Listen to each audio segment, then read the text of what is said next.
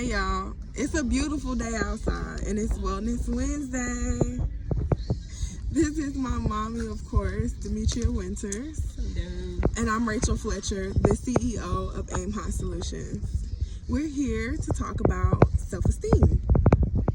What do you want to say about self-esteem, Mom? Self-esteem. That's thrown around a lot, but I don't think people pay enough attention to it. I feel like self-esteem can be tied into so many different things going on in your life, including, neglect, abuse. And some people think all of those things are obvious, and they aren't always.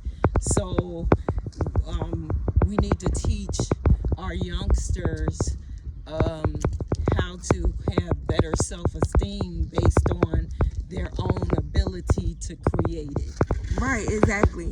I'm so glad you mentioned our young people because their self-esteem is so important. We focus on helping young people who have experienced trauma, and usually that's when your self-esteem takes a hit or a turn for the worse.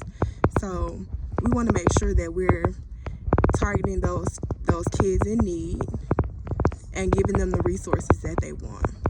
So we're hosting a fashion show this summer, this Juneteenth, called For the Culture. And this is a great opportunity for our youth to get involved. So I want you to listen closely because everybody in the community can actually help us out. We need vendors, we need venues. We want Black-owned businesses to promote their organization at our fashion show. Yes. Donations. Donate your apparel to the show and you'll get a discount on your vendor fee. There's an opportunity to teach the students, and there's an opportunity to sponsor students so that they can participate in the show. Yes. We just signed up a student this week for Aim High Academy, and when I asked him about participating in the fashion show, his response was, "Yeah, that sounds fun, but I don't have any clothes for that." We don't want students to worry about anything like that, especially when it comes to their self-esteem. We want them to be able to represent a brand that is Black-owned, that's about business, that's about empowering the community. Right. So if that's your brand, send your donations to 89 Woburn Street, Jonesboro, Georgia, 30238. And we look forward to working with you. Yes. All right, let's do this together. All hands on deck. Oh, I'm glad I didn't get that on camera. She just called me out. I I did start recording this. It's not live. We're not live. It's just a video. We were talking about the sun, but my mama is like mulatto, Cardi B, No, I'm Meg not. the Stallion. She like she like Meg. That's her girl. And when I say hot girl stuff going on around here, she talking about vitamin D.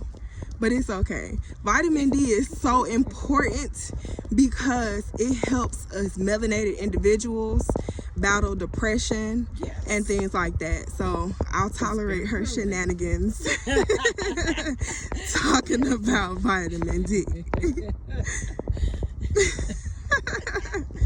You know, that would actually be a cute nickname for yourself, Miss Demetria. Tell people that you vitamin D. Yes. Oh, wow, that is kind of cute. Mm-hmm. Yeah, because I help Battle their depression. Exactly. Yes. Hey. That's dope. So what made you want to talk about self-esteem today? I wanted to talk about self-esteem because with all the things that I've been through, I am coming to a realization of my issues and why I have those issues, self-esteem being one. And even though I'm an adult female, the self-esteem issues I had from when I was a child, I'm still battling to this day. And I'm just now really coming to terms with and learning how to love myself. That's powerful. I understand that. I've had self-esteem issues in the past, especially in middle school. I think people can relate to those middle school feelings of not fitting in or belonging, or questioning your identity. I question my friends around me, and even now in my late 20s, in my late 20s, goodness, I'm getting old. I've had those times where I've had to question, my friends, and that's made me question my self-esteem. Like, you are who you hang around. You're a reflection of the people that are in your circle. So looking at, no offense, I'm not saying I looked at my friends and I'm like, dang, I need to get myself together, but it's more of looking at those around me and realizing that I want to be better. And I think, our interactions with people, so they may be a good friend or a decent friend, but your true connection to them isn't really developed. So, I know even my relationship with my kids has been affected by my own self-esteem. I feel like I would have been a better mom. I was good, but I would have been outstanding. Right. If I had a better sense of self and positive outlook about who I am and who I wanted to be. Right. I agree with you, because I feel like I kind of said that backwards. Like, me questioning my self-esteem makes me question my friends. Because sometimes I worry that I'm not enough. And I wonder if the relationships around me are feeding me, and if they are enough. Something to think about. That's where that self-reflection and self-awareness comes in, and also being true to who you are. And if people accept that, then that's beautiful. And I feel like that's how I know who really is for me, because they accept me for who I am and my truth, and not what I'm trying to portray to society, because society says I have to do certain things and be a certain way. Right. And I want that for our young people. I want young people to heal sooner than we did. Exactly. We're both in adulthood, even though, you're about half my age. I would love for to affect change for young men and young women at an earlier age. We already know about childhood trauma and certain adverse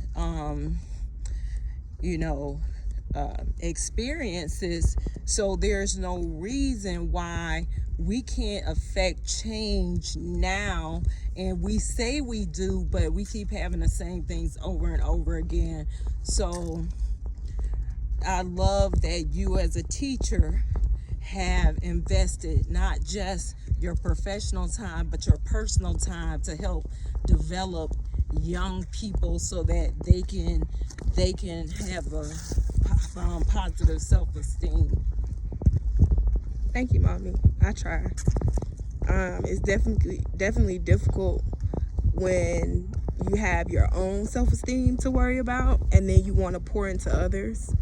And that's why it's so important for caregivers and people who take care of others to seek their own help and own treatment. You have to take care of yourself before you can take care of others, and that's something that I'm learning slowly but surely through therapy of my own.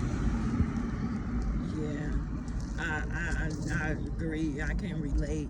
I'm a nurse, and I've done pretty good by people, but just like what I said about being a mom, I was good, but I could have been outstanding if I had been healed sooner.